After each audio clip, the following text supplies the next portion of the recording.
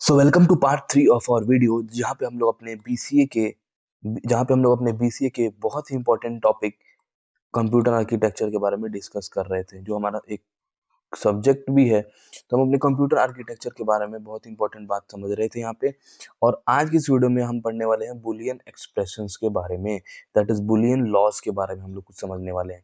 तो आज हम बुलियन लॉज के बारे में कुछ बहुत ही डिटेल में पढ़ने वाले हैं। सो यहाँ पे बुलियन लॉस क्या होता है आप समझना। बुलियन लॉस यहाँ पे क्या होता है आप थोड़ा ध्यान से समझना। बुलियन लॉस जो होता है मेरे भाई लोग, इसके पहले वाले वीडियोस अगर आपने नहीं देखे तो आप प्लीज जा करके वो एक बार देख लें।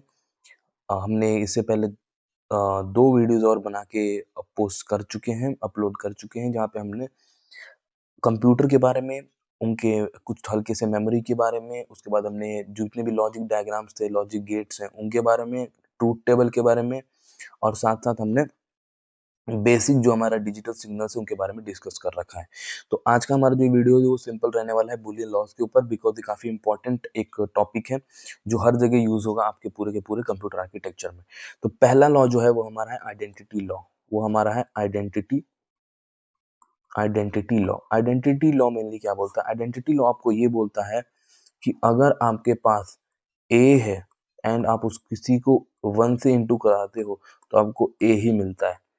ए यहाँ पे कोई भी एक नंबर हो सकता है 0 या 1 में से, बिकॉज हम यहाँ पे बुलियन की बात कर रहे हैं एंड हम कंप्यूटर की बात कर रहे हैं, तो हम यहाँ पे बाइनरी नंबर्स की बात करेंगे, दैट इज 0 एंड 1। ठीक है, तो अगर मैं यहाँ पे a इंटू जीरो करता हूँ, तो हमको क्या मिलता है? यहाँ पे 0 मिलता है, 0 मिलता है। तो ये हमारा हो गया पहला law, that is identity law. दूसरे लॉ की बात मैं करूँ, अगर मैं दूसरे लॉ की यहाँ बात करूँ, तो दूसरा लॉ है हमारा inverse law. Inverse law inverse law हमारा क्या बोलता है? इनवर्स लॉ हमारा क्या बोलता है? इनवर्स लॉ हमारा ये बोलता है कि अगर हमने कोई एक नंबर ए ले लिया, ए हमारा 0 भी हो सकता है, 1 भी हो सकता है, अगर हम उसको उसी के डैश से हम लोग क्या करते हैं? प्लस करते हैं, सो हमें क्या मिलेगा? तो हमें यहाँ पे क्या मिलेगा? ए डैश का मतलब मैंने आपको बताया था, ए डैश का मतलब होता है नॉट। नॉट मतलब ऑपोजिट। ऑपोजिट मतलब कि अगर ये ए है तो इसका ऑपोजिट ये है। तो आप इसको एग्जांपल से समझो कि अगर मैं इसको 0 लेट कर लेता हूँ तो इसका ऑपोजिट 1 हो जाएगा। तो 0 प्लस 1 कितना होता है? 1। अगर मैं इसको 1 समझ लूँ और इसका ऑपोजिट ये हो 0, तो क्या होगा? 1। यानी कि हमें दोनों केस में क्या मिलेगा? 1 मिलेगा। सो ए प्लस ए डैश क्या होता है?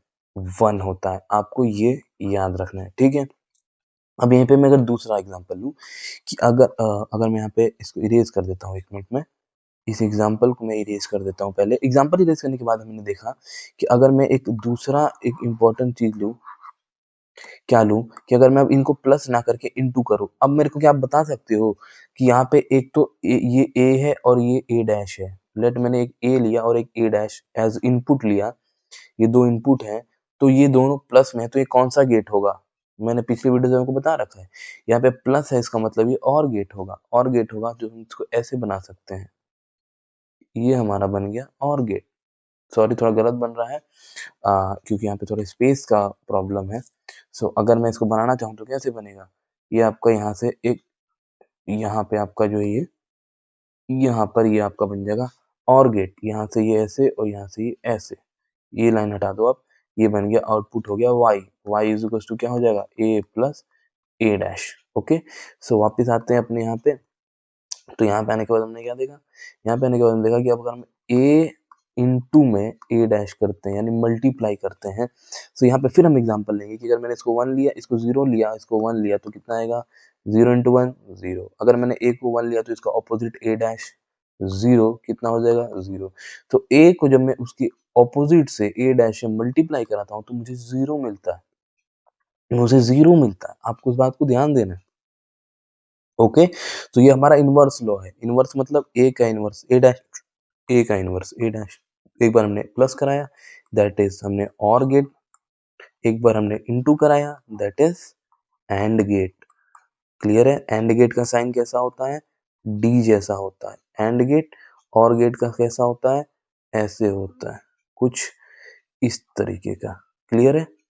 अब हम चलते हैं अपने नेक्स्ट लॉ की तरफ। नेक्स्ट लॉ हमारा है आइडेम पोटेंट लॉ। हमारा है आइडेम पोटेंट लॉ। आइडेम्पोटेंट लॉ में क्या कहता है, आई का समझना कि आइडेम, आइडेम मतलब आई एम। आप आइडेम को आई एम की तरह, ये रिमेंबर के लिए आप लिखना मत, ये आपको रिमेंबरिंग के लिए मैंने बताया है, क्योंकि यहाँ पे दो टाइप के आपको मिलते हैं, एक मिलता है आइडेम्पोटेंट और एक होता है इनवॉलेंट्री। तो उसके लिए आपको समझना पड़ेगा इस कॉन्सेप्ट को कि आई एम, आप इसे याद कर सकते हो इसको एज अ निमोनिक्स की तरह। तो अगर मैंने आइडेम्पोटेंट लॉ की मैं बात करूं तो यहाँ पे क्या होता है कि अगर मैं ए प्लस आई एम मतलब मैं, यानी मैं को मैं से करूंगा प्लस, तो क्या मिलेगा, मैं ही मिलेगा।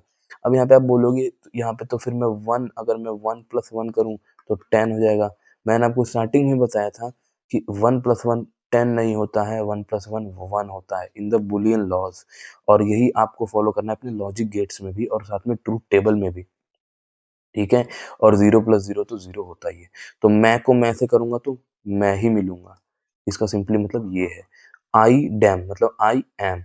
अब दूसरा, अगर मैं ए को इंटू करूं ए से तो क्या मिलेगा भाई साहब, यहाँ पे मुझे 0 मिलेगा। अब खुद सोच के देखो कि अगर मैं 1 को 1 से करूंगा तो मेरे को क्या मिलेगा, 1 मिलेगा। बट अगर मैं, सॉरी यहाँ पे मैंने 0 कर दिया, मुझे माफ कर देना, यहाँ पे 1 मिलेगा। अगर मैं 0 को 0 से करूँगा तो मुझे 0 मिलेगा। इसका मतलब यहाँ पे मुझे क्या मिलेगा, ए ही मिलेगा। यहाँ पे भी मुझे ए ही मिलेगा। यानी कि यहाँ पे दोनों केस में कहने का मतलब क्या है, दोनों केस में कहने का मतलब ये है कि आप दोनों केस में मतलब ए इंटू ए करोगे तब भी ए ही मिलेगा और ए प्लस ए करोगे तब भी ए ही मिलेगा। ओके, बढ़ते अपने नेक्स्ट लॉ की तरफ, दैट इज हमारा कॉम्यूटेटिव लॉ। कॉम्यूटेटिव लॉ आपने हर जगह बहुत जगह पढ़ा होगा। कॉम्यूटेटिव लॉ मतलब क्या होता है, कॉम्यूटेटिव लॉ मतलब क्या होता है कि अगर आपके पास ए है प्लस में बी है तो वो बी प्लस ए के इक्वल होता है। जाहिर सी बात है, कॉमन है। इसको अगर ए प्लस बी तो हम उसको बी प्लस भी तो लिख सकते हैं ना। दूसरा, अगर मेरे पास ए इंटू बी है तो हम उसे बी इंटू ए भी तो लिख ही सकते हैं, ये भी सही है, दोनों सही है। तो ये तो सिंपल सा हो गया आपका कॉम्यूटेटिव लॉ। अब आते हैं आपके पास पांचवे पे, दैट इज हमारा होता है एसोसिएटिव लॉ।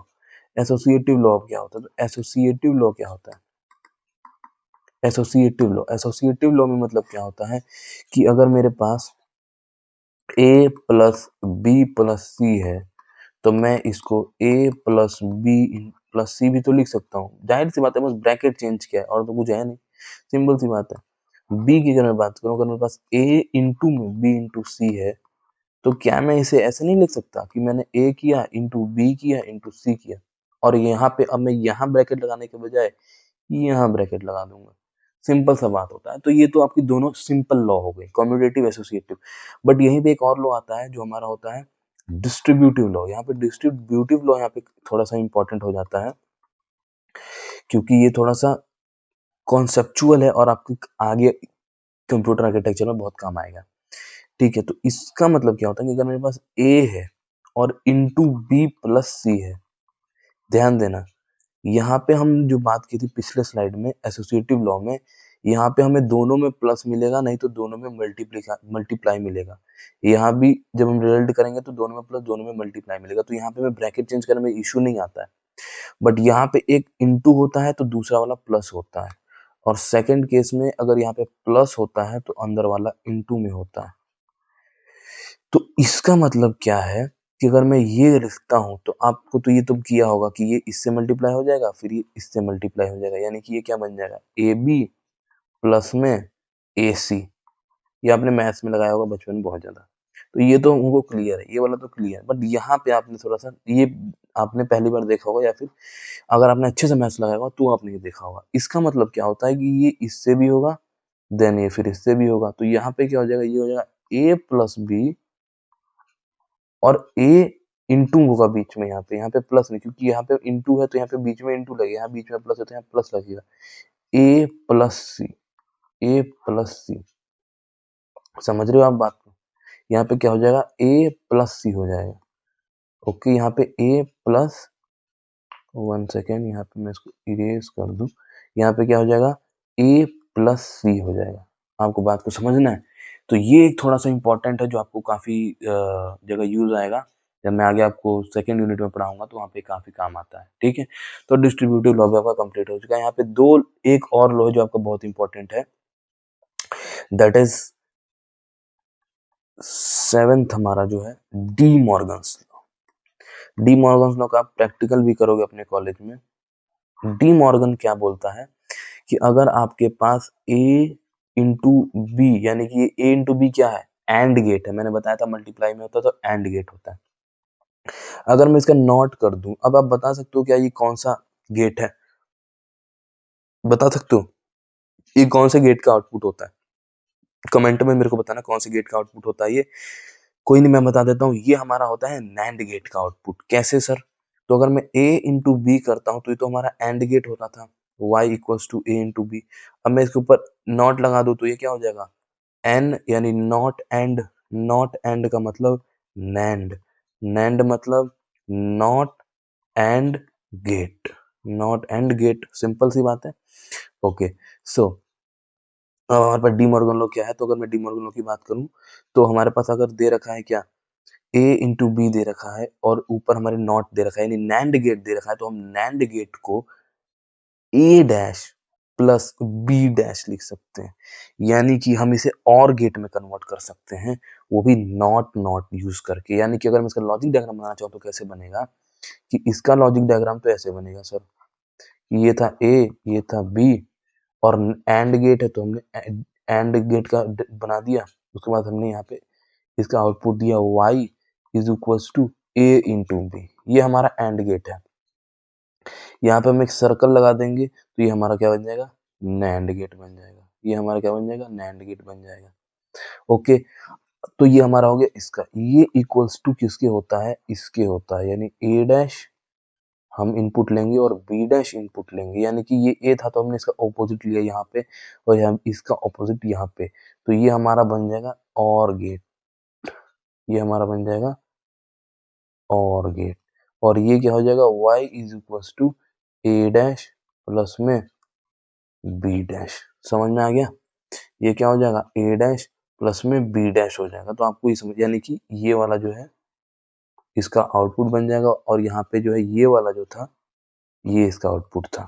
तो आप इसको ऐसे भी डायग्राम को बना सकते हो और इसको आप ऐसे कन्वर्ट कर सकते हो। तो कैसे कन्वर्ट किया अगर मैं बताऊं तो आप ध्यान से देखना कि a इंटू बी का नॉट है तो हम क्या करेंगे, इन दोनों को अलग अलग कैसे करेंगे, तो इसको अलग कर देंगे, इसको अलग कर देंगे, और बीच में क्या कर देंगे, मल्टीप्लाई था तो प्लस लगा देंगे, और हमने अलग अलग किया है तो यहाँ पे नॉट नॉट लग जाएगा। इसका मतलब मैं भी तेरे साथ नहीं हूँ, तू भी मेरे साथ नहीं है, यानी कि I am with you not I am with you not, यानी मैं भी तुम्हारे साथ नहीं, तुम भी मेरे साथ नहीं, हम दोनों अलग अलग हो चुके हैं। और बीच में पहले हमारे अंदर एक डॉट था, अब वो प्लस में बदल चुका है, आप इस प्लस में बदल चुका है, यानी अब हम थोड़े दूर दूर हो चुके हैं। पहले काफी करीब करीब थे, अब थोड़े दूर दूर हो चुके हैं। तो आप ऐसे कर सकते हो। इसी का एक दूसरा पार्ट भी होता है कि अगर हमारे पास a प्लस बी का नॉट है तो आप बताओ क्या होगा, ये a को अलग कर देंगे, तो यहाँ प्लस था तो यहाँ पे इंटू कर देंगे इस बार, बी को अलग कर देंगे, और यहाँ पे नॉट था तो यहाँ पे भी नॉट हो जाएगा, यहाँ पे भी नॉट हो जाएगा। सिंपल हो गया, डी मॉर्गन लॉ का खेल खत्म। इसका लॉजिक डायग्राम आप मेरे को कमेंट आप बनाना अपने कॉपी पे, और अपने कॉलेज या फिर अपने टीचर को जाकर के चेक कराना कि वो सही है कि नहीं है, और अगर गलत बन रहा है तो आप मेरे को कमेंट करना, मैं बताऊंगा कि आप कैसे बना सकते हो इनके गेट्स को। हालांकि मैं आपको फिर बना के दिखा देता हूँ, बट आप ट्राई करना खुद से। तो अगर मैं इस गेट को बनाना चाहूँ तो हमारे पास क्या है, ए है, हमारे पास बी है, ये हमारा कौन सा गेट है, नॉर गेट है। तो नॉर गेट बनाने के लिए हम पहले तो और गेट बनाएंगे, ये हमारा और गेट बन गया, y equals to a plus B. अब हम यहाँ पे एक सर्कल लगा देंगे तो ये क्या बन जाएगा, नॉर गेट बन जाएगा। इसको हम कैसे और बना सकते हैं, तो हम इसको एक इनपुट a डैश ले लेंगे इस बार, एक इनपुट हम b डैश ले लेंगे इस बार, और उसके बाद हम क्या करेंगे, ये एंड गेट है तो एंड गेट हम ऐसे बना देंगे, और यहाँ पे हम क्या कर देंगे, y equals to a not into B not, बन गया, खत्म काम। तो यहाँ पे हमारा डी मॉर्गन लॉ कंप्लीट होता है। अब हम चलते हैं अपने नेक्स्ट लॉ पे, दैट इज हमारा एक ऑब्जॉर्प्शन लॉ है। हमने टोटल आपको 8 लॉ बता दिए, काफी इंपॉर्टेंट लॉज है ये। एब्जॉर्प्शन लॉ, एब्जॉर्प्शन लॉ क्या होता है, एब्जॉर्प्शन लॉ क्या होता है, तो ध्यान से देखना। एब्जॉर्प्शन लॉ मतलब कि अगर आपके पास a है प्लस आप उसको करते हो 1 के साथ तो क्या आएगा, 1 आएगा। कैसे, तो अगर मैं a को 0 करता हूँ तो 0 प्लस 1 क्या होता है, 1। अगर मैं a को 1 रखता हूँ तो 1 प्लस 1 क्या होता है, 1 होता है। यही मैंने लॉ आपको पिछले काफी सारे वीडियोस में, मतलब मैंने जितने भी पीछे के वीडियोस उसमें बताया, और आपको मैंने ये भी बताया था कि 1 प्लस 1 10 नहीं होता, 1 प्लस 1 1 होता है। वो किस हिसाब से होता है, तो इसी एब्जॉर्प्शन लॉ के हिसाब से होता है, ठीक है ना। कि a प्लस वन क्या होता है, 1 होता है। a प्लस वन क्या होता है, 1 होता है। तो आपको ये कॉन्सेप्ट को याद रखना है। दूसरा एक और हमारे पास है इसी में कि क्या है कि अगर हमारे पास a डैश का मैं डैश करता हूँ, इसको आप ऐसे भी लिख सकते हो कि a डैश का अगर मैं डैश करता हूँ, a डैश का डैश करता हूँ तो क्या हो जाएगा, ये डैश कट जाएगा, ये डैश कट जाएगा। मतलब इसको आप ऐसे भी लिख सकते हो, दोनों को ये बस नोटेशन अलग है, बाकी सब सेम है। तो आप इसको ए कर सकते हो, यानी कि सिंपली ए डैश का डैश करोगे तो ए मिल जाएगा। ठीक है, तो ये आपको दो इंपॉर्टेंट यहाँ पे पार्ट है एब्जॉर्प्शन लॉ के। तो यहाँ पे हमारा एब्जॉर्प्शन लॉ कंप्लीट, सॉरी हमारे पास बुलियन लॉस कंप्लीट होते हैं। और अब नेक्स्ट वीडियो में हम बात करेंगे बुलियन एक्सप्रेशन की, कि आप इन सारे लॉ को यूज करके आप बुलियन एक्सप्रेशन को कैसे सॉल्व कर सकते हो। Okay, so have a nice day, thank you.